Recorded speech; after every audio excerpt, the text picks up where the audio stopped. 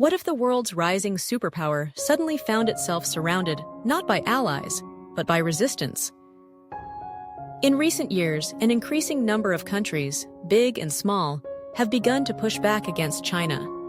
From military tensions in the South China Sea to economic decoupling in the West, the world's attitude toward Beijing is shifting. But why now? What's changed?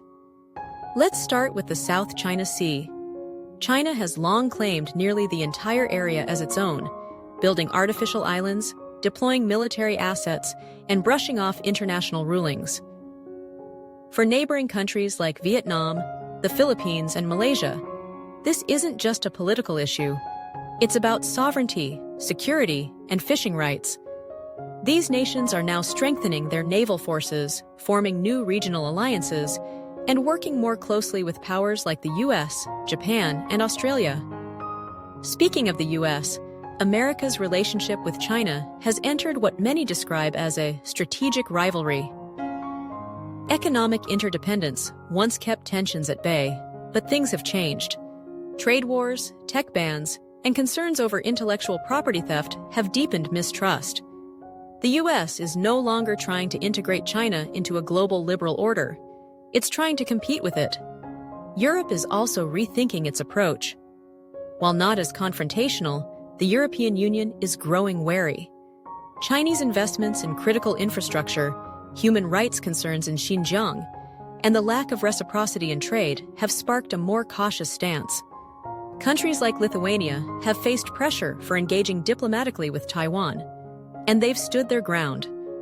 In Africa and Latin America, where China has poured billions into infrastructure through its Belt and Road Initiative, there's a new wave of skepticism.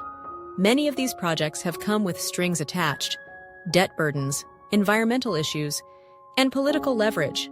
Some governments are beginning to question whether the benefits truly outweigh the costs. And let's not forget India. After deadly clashes in the Himalayas, India has become one of China's most vocal critics in Asia. It has banned Chinese apps, restricted investments, and deepened ties with the US and other Indo-Pacific partners. India's message is clear: it won't be bullied. What's driving all this resistance isn't just geopolitics, it's also values. Many countries see China's model of governance, its surveillance state, and its disregard for democratic norms as a threat to global standards. It's not just a clash of interests, it's a clash of ideologies. But here's the twist. Even as countries push back, none of them can fully ignore China. It remains the world's second largest economy, a manufacturing powerhouse, and a vital trading partner. The global response isn't about cutting China off, it's about recalibrating the relationship. So, what does this mean for the future? We're likely entering a new era, not of Cold War, but of cautious competition. Countries are drawing lines, building alliances, and asserting sovereignty, all while navigating the economic ties that bind them to Beijing. If you found this breakdown helpful, imagine what's coming next. Don't just scroll past. Hit that subscribe button and stay tuned for deeper dives into the world's biggest power shifts. And if you have thoughts on how your country is responding to China, drop a comment below. Let's open the conversation.